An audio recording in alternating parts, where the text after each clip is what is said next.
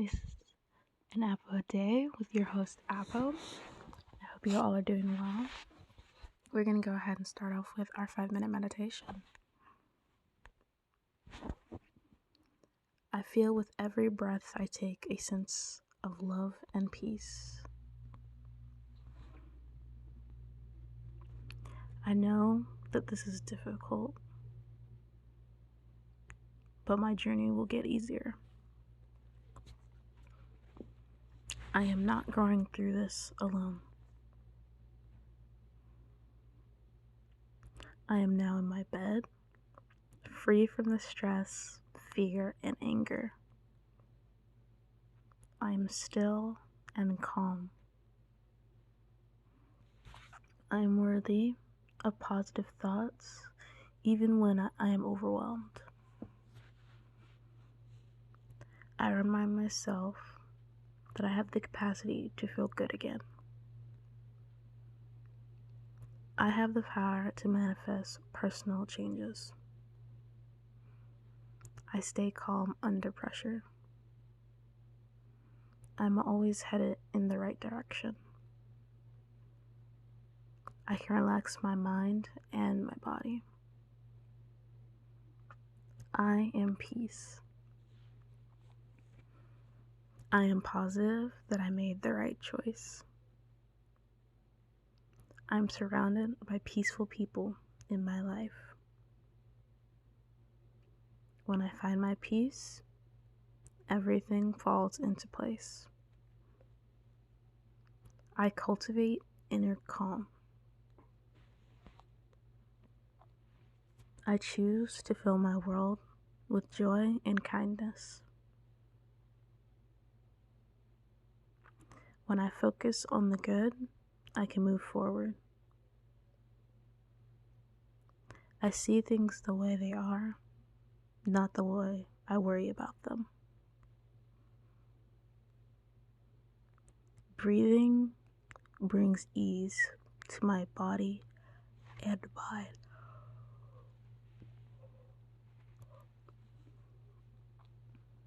I correct my course whenever I feel myself relapsing into old habits.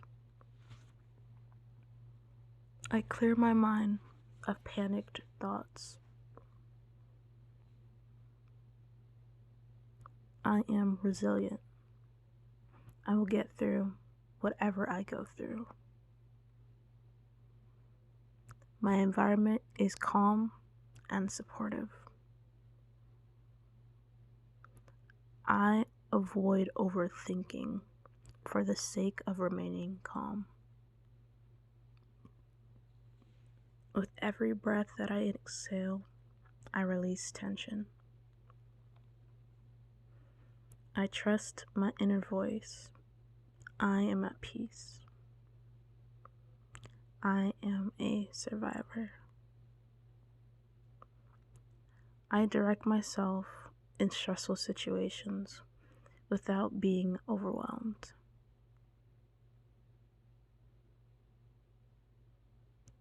I take a deep breath in and out. I am willing to see things differently.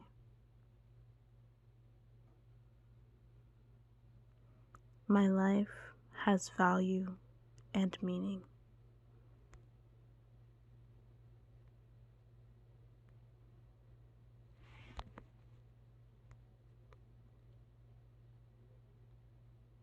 My body feels calm and peace. There is a strong energy of calm that emanates through me. I easily overcome stressful situations. I am surrounded by people who support me.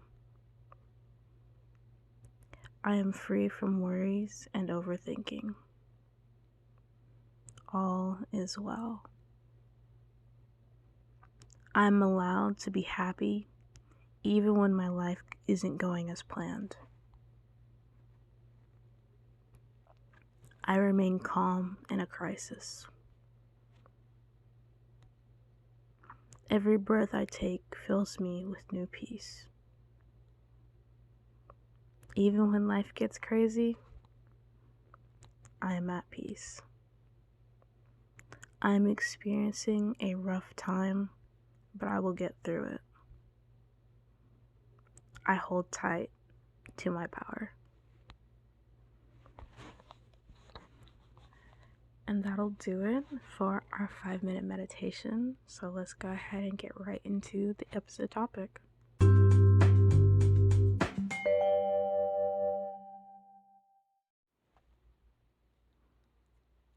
Alright, so getting into our episode topic question this week. So our episode topic question this week is, what are some of the highlights and lowlights of your childhood? Right? So I'm not going to go into too much into detail of everything that's happened, but I'll give like some general ideas of like the lowlights and the highlights, and really how they like affected me and like how they play a part into how I, situate and move today, kind of thing. Right? So some of the lowlights, I'm going to start with the negative first, get the negative out of the way so we end on more positive, I guess, for the episode. But some of the lowlights include, bullying. I experienced quite a bit of that, from grade school to high school to even into college, funny enough. And I don't know, it's just something that's always kind of followed me in terms of like, no matter where I was, it was just kind of a thing that happened. And when you're, more quiet, you're an introvert, you don't really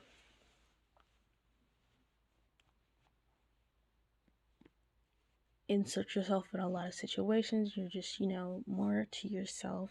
Sometimes, even if you don't, cause problems or anything like that, you can become a target of just, random bullying. And I experienced that. Just, you can be minding your business and, sometimes some reason, for whatever reason, people could just have something to say or something to talk about or something to discuss in terms of like rumors or drama about you. And it's so funny to me because during those times, the types of rumors that would circulate around me, I'm just so confused. I'm just like, you really, pulled that one out of thin air, because what? Like, I was just generally confused, like, how people are coming up with certain things. As I said, I'm quiet. I don't really, I don't cause problems with nobody. I don't really talk, outward to everybody like that. I'm very careful with my words when I do talk. I take time to think about what I'm going to say when I do talk. And even with that, sometimes, like, I still goof up and I mess up in my words. And, like, I get embarrassed because, like, I'll be, like, rehearsing things in my head, before interaction. Yeah, so, like, I'm the person that goes and looks at the menu for every restaurant ahead of time so I know what to order, so I don't goof up in front of the person, like the waitress or like whoever I'm ordering from. That's me. That's the type of person I'm a kind of thing. So I don't know. It was weird. For the most part, it's over, you know. But I feel like to some extent you always experience that in your life, and it's just more so learning how to like cope and understand that people are, it's usually coming from a place of hurt from within the other person. um it can be in ways that maybe they like something about you within yourself, um that they would like to exhibit in their self and they don't, so they can bully for things like that. Or sometimes it's just unprovoked and it's just random completely. um and I've experienced both of them. So I guess with that, I would say that I've also experienced, like people using me because, I was the quote unquote, quiet, smart kid. So it's like, oh, she must be desperate for friends kind of thing. It's like, not necessarily. Um, like, I didn't have a problem,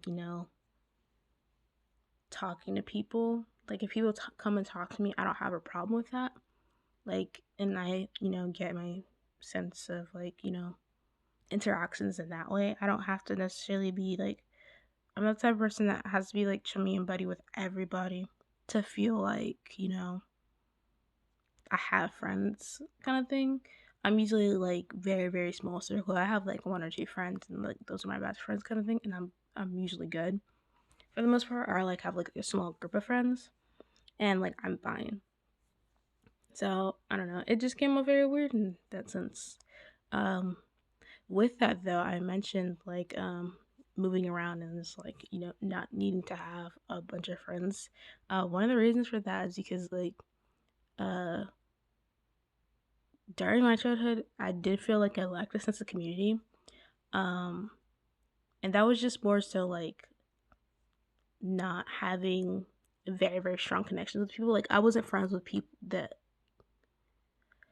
I was at a time envious of other people that had, longer friendships, people that have been friends with someone for like 8 years, since like grade school, like they grew up together. Because I had moved around quite a bit, so I never had experienced something like that. The only time I experienced that was when I got to the point where like I moved and I still had, I had a way to like contact people. So like back when I was younger, you know, that was still like the email age. You still had to email people to, be in contact. And for me, I was like, the only way to contact is like I would have to be like on a game or something, and the game would have to have like some type of, chatting system that like I could coordinate. I would go and coordinate like talking to my friends on there kind of thing, or it was just like you had to email them if you had their email, you know. But didn't always have the email, and if not email, then you'd have to, have their like telephone number, and they didn't have cell phones like that, so you had to have their home phone number. And if you're moving, it's, it's hard to give someone your phone number because you're moving. Your home phone number is going to change. So like those types of things really prevented me from having a sense of community like that. um Funny enough, like social media is one of the most beautiful things for me in terms of like being able to solidify that sense of community for myself. Because prior to having social media, specifically I'm talking about Facebook here, um, I wasn't able to, maintain the friendships that I had once I left wherever I lived. Realistically speaking, like I didn't have any way to contact them. So like being able to have Facebook, I could go and add my friends and like, we're friends to this day kind of thing. We may not talk and, interact as much, but I still have, that connection there. And for the most part, the people that I do have added and stuff, like if I want to talk to them at any point, I can. And it's a very open thing. And I really appreciate having the ability to have that. Um, Especially like for me, for the sense of the value it added to my life. I know I said that's a low light, but it's kind of something got highlight. So like, I'm gonna move on. um, Pressure of family, in general, just my position, my family. First girl, only girl, oldest child. That's just a lot of pressure, foreign, half foreign, so you have more traditional values and cultural pressures of doing things in a certain way kind of thing. I'm sure people that, either foreign or half foreign or like have a foreign parent, they'll understand that type of pressure that I'm talking about kind of thing. But a lot of it goes with like taking everything seriously. Um, and it's almost kind of seems like sometimes it's like a go, go, go, go, go situation. Uh, to always like, be your best. Like you don't get to rest until you're the best kind of thing. Um, And that's stressful and that's tiring. Um, but that's like the realistic aspect of those traditional and cultural values that I grew up with, kind of thing. When I was younger, I was kind of close minded, and it wasn't close minded in the sense of like how I feel like people would say they're identify they're close minded now. I just was scared of a lot of things that were different and that I didn't understand. Um, and I was scared of it in the sense that like I don't know how to navigate a situation because I don't know about the situation, kind of thing. So one of the things about that, um, especially for being a lowlight, that actually helped me to like pursue education um, in the way that I do. Because I didn't like that. I didn't like being ignorant to things. I didn't like being scared of things that I didn't understand. So the remedy for that was to just, learn about things that I don't understand. And, as long as I don't understand that something, it's a continuation of to keep learning. So something like that does not scare me. And a lot of what is the philosophy like, I mean, to this day, like, in general life, is like people are afraid of what they, don't know. They fear what they don't know, what they don't understand. And that was very much me when I was younger. But this is like when I was young, like young, like elementary school kind of thing. But like since then, it's always been like, if you don't know, find out. Find someone that can find out for you. Find some type of information so you can be aware and you don't have to be afraid of, not knowing something. And I think one of the things about that as well, I believe I've touched on in a previous podcast, but like I always felt the pressure to always know everything growing up. It's like, okay, you're the smart kid. Well, why don't you know this? Now you're stupid, kind of thing. That's how I felt growing up. But it's not necessarily that. And I realized uh, when I got to college, actually, um, that you don't have to know everything, and that's okay. Like, there's so much stuff to know in the world, and you don't have to know everything. And I think that's so crazy to like realize um, that in college. But that's like when I realized, and I was like more okay with, being smart and being intelligent in my own right, and knowing and understanding what I do know, and being able to share that knowledge if people want to understand and know what I knew, but also give room to like learn from other people, that there are other things and other aspects that you don't know, and it's okay that you don't, um, but one of the beautiful things about that is that you're able to learn, if you're willing to accept it and be receptive really, to that information that's coming into you or coming into contact with you. So like those are lowlights, but like I kind of mentioned how like they became like highlights to me, um, or how more so I look at them now. They're not really. I don't really look at these as negative things anymore. They're kind of just there are certain things that happened that were bad, and I just look at them as that, things that happened that were bad.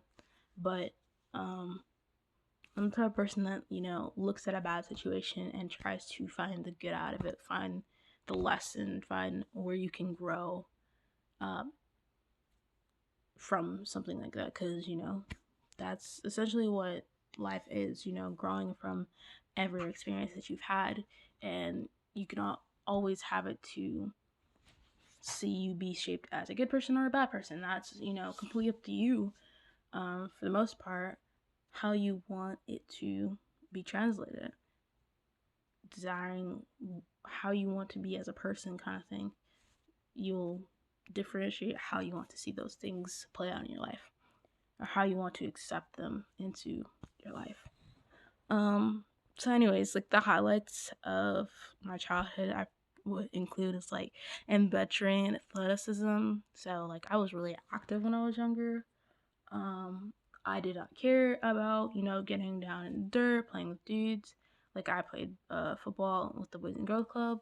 Um, I would just like run around like a maniac at recess. Like I would like do like small parkour stuff. Like I did not care. um, I went and I tried out for soccer. Um, I liked running a lot. I like running even to this day. Like I love running. I just hate to sweat, so I just don't do it. Um, for the most part, which is unfortunate because like it's just the sweat makes me feel really really icky. So that's in general why. But other than that, I love running. Is probably one of my most favorite things to do. Um, I like to go fast. I want to be like Sonic or something, kind of vibes. But with that adventuring, like just not even just I guess taking everything one step at a time, but like just understanding like life, just like going out, like creating your own story. Like it's like make believe stuff and things like that. But I don't know. I feel like for me, it enhanced my life. It made me see things differently, and it made me, appreciate like certain aspects of life so much more. Um, I found them really cool. So one of the things I used to do, it's kind of stupid. One of the things I used to do when I was younger was like I used to pretend like I was the avatar kind of thing, and it'd be like windy, and I'd be like, "Oh yeah, I'm controlling the wind, yeah," or like. Like when I was taking a shower, like I'm a waterbender. No, like look at me, I'm Katara, kind of thing. I would do stuff like that, and it's kind of silly if you like think about it, like, oh my gosh, like why would you be doing that, whatever. And on like, don't tell me you didn't like do stuff like that. Like I know that you did. Don't even kind of thing. um I don't know, it's just certain things like that where the only limitation is your mind in terms of like your imagination.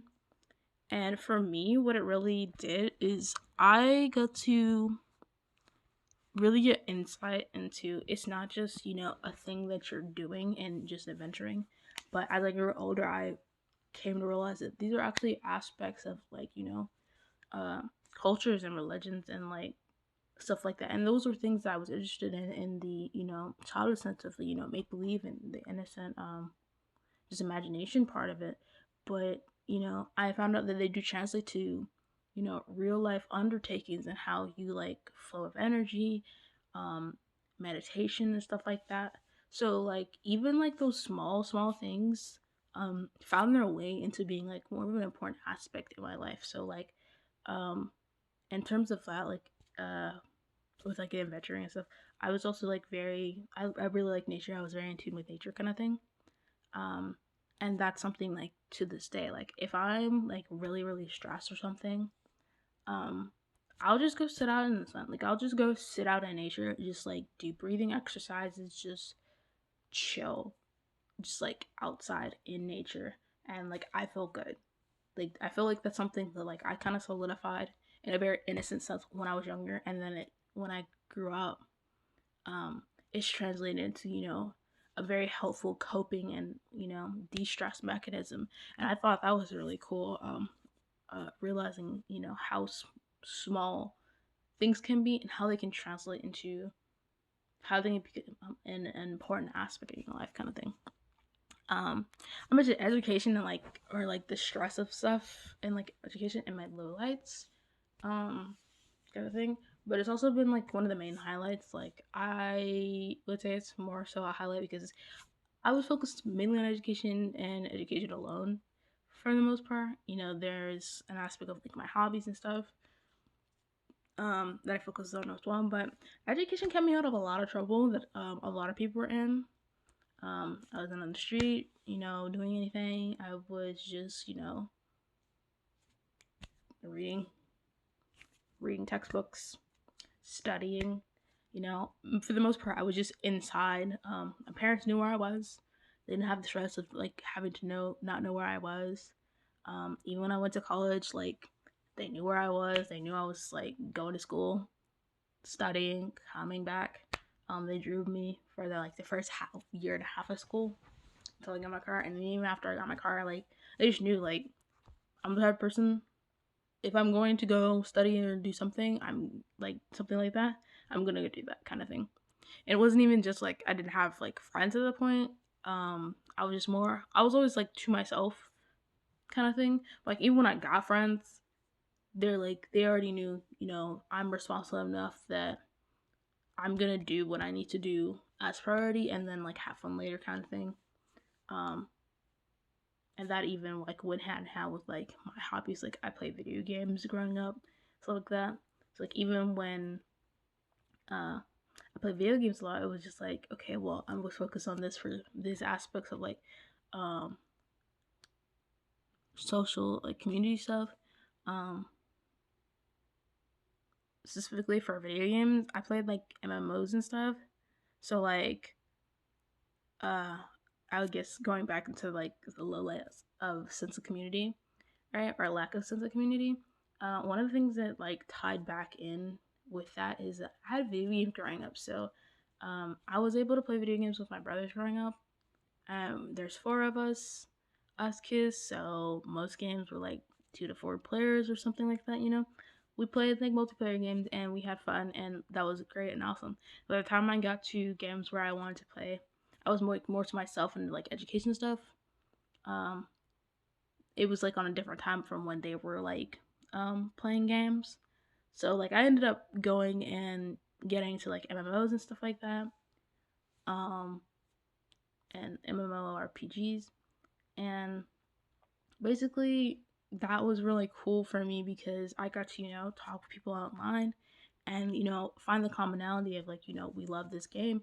And I, found friends in that way as well. Like I found that was really cool. Um, that, you can make friends like online.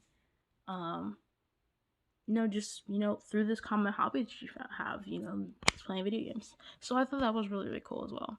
Um, but yeah, for education, it was a great driver in pursuing my success. I'm out of trouble, I'm staying busy, and I'm learning things. I'm bridging the gap that was a low light or something that I found negative in my childhood, which was being closed-minded and not understanding things, and me not understanding things made me very scared. um so like pursuing that made me not be scared because I have that knowledge now, I have access to that knowledge now, or I have some access to someone else that has the knowledge, or I know how to alleviate that gap in knowledge, kind of thing. When I was younger, I was in the YMCA and in the Boys and Girls Club, and those are really cool. A lot of group events, activities, and stuff like that. That's when I first started like going into like leadership roles. Um, Kind of like being a driver to like doing stuff. I remember back in the Boys and Girls Club, I was in Georgia. Uh, I got quite a bit of like leadership like recognition and stuff because I was like within the art club and I really liked art and creative um, stuff back then. I'll get into like I said back then. Uh, I really really enjoyed that stuff, and I was just kind of a driver of creative processes and spreading like joy and stuff like that through to others, and just I don't know, just creating things um that were different, I guess. I remember the lady that was over at the Boys and Girls Club that I was in when I was getting my award. I like will never forget this because like I don't know, I cried because probably, but I remember she was describing like who it was, because I had no idea really that I was getting this award. Um, but she was like, this girl makes the art classroom feel like an art studio. And it's so rare to find that type of person that can completely transform a space. And I was like, oh my gosh, who is she talking about? This person sounds amazing. I'd like to get to know her. And then she called my name, and I'm just like, oh, oh, word. um, So it's kind of crazy to me, like even like remembering stuff like that. And there's certain things like that have like repeated, like how people have talked about me in that type of sense. Like it's so weird sometimes because like I never think that people think of me in that way. I never think that people think of me, I guess, as a positive way, not necessarily a negative way. That just kind of like, oh well, she doesn't want to talk. She's kind of by herself. Um, she's for the most part, it's more so negative, I guess. Like for me, I would just think people would think I'm like a goody two shoes or just like I'm a snob or stuck up or something like that, and like that's so far from like that's so opposite from like how I am. But like that's just what I assume people think of me. Um,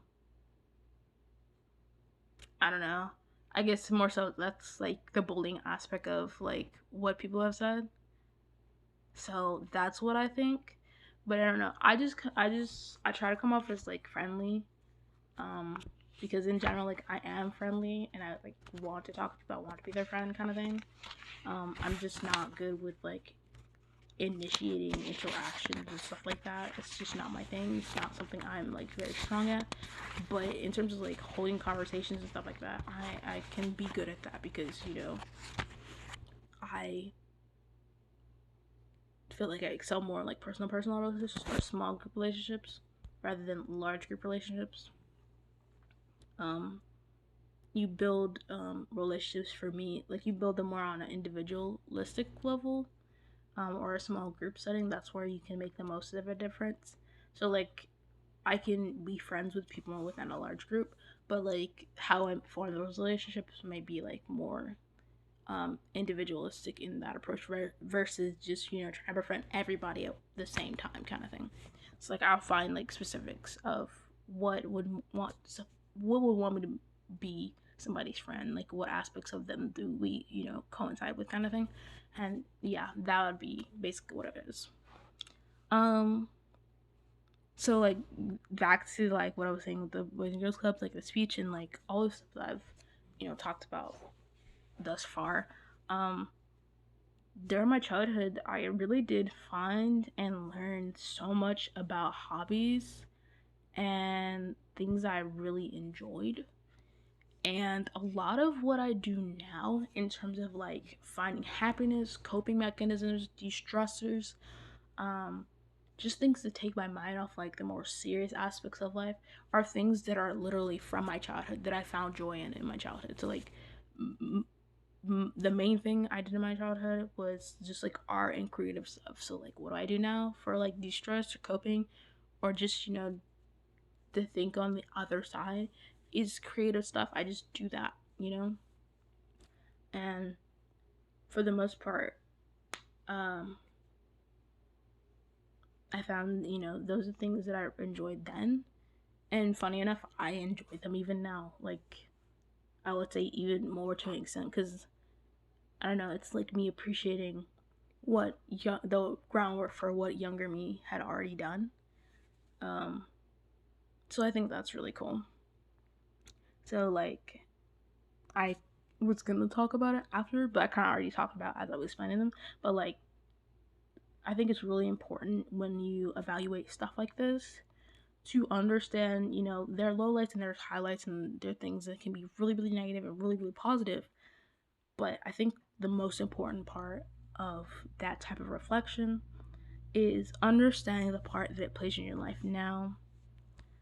Um, and what does that mean? How does it affect how you think? How does it affect how you deal with people? How do you deal with aspects of like good news, bad news, etc., etc.? Like, how does it affect you now, kind of thing?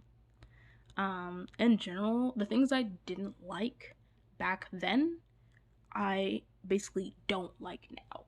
I don't like shady people. I don't like drama. I don't like people being loud. I don't generally the things that I did not like then, I still don't like now, kind of thing. Um, and as I said, like for the most part, my childhood, understanding those aspects of my childhood, and finding the way that I enjoy them now, a lot of that is just me finding my way back to them and reincorporating them into my life. Um, so I guess I would like to leave with like a last thought before we go into like the three good things. Um, so sometimes I found that sometimes, and this is also a quote, I don't know the exact quote, but I'm just gonna paraphrase it kind of thing. Um, Sometimes what makes you the happiest is seeking out what makes your inner child thrive. And not just thrive in the sense of, being prosperous, being successful, but more specifically, what makes your inner child feel loved. And I think this is a great way to look at things, because when you're a child, there's so much innocence to you. And I think seeking out those things that made your inner child thrive, that made you feel the happiest when you were a child, that made you feel the most loved as a child, I think those are the things that will in turn make you the happiest and make you thrive the most as an adult. Because regardless of whether you feel like it or not at this point, you could be 60, I don't know. But like, regardless of that aspect of how things have changed over time, you still have that inner child in you. And I think it's really important to cater and nurture that inner child because it's still within you, you know? I think that's a really great thing to look forward to in terms of like understanding yourself. Not just understanding and, doing stuff just for the adult you. I know that you got bills. I know that you got school. I know you got work. I understand those things. What have you done for your inner child? You're stressed and stuff like that. You feel hopeless or you feel lost. What is something that your inner child would appreciate you doing right now? Maybe that will give you some type of guidance into how you may want to change how you're looking at things or feeling about life, you know? So I think that'll be it for the little episode chit chat. And so we're gonna just end off with three good things, right? So three good things. I got Barria's tacos and churros with my classmate. So that was really cool. Very amazing, very nice, very tasty. I actually still have my churro here. I haven't even eaten yet, but like it's just sitting here watching me menacingly. Um, but yeah, that's pretty nice. Um,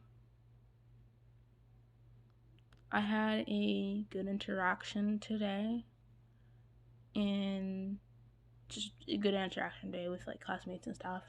That was really cool.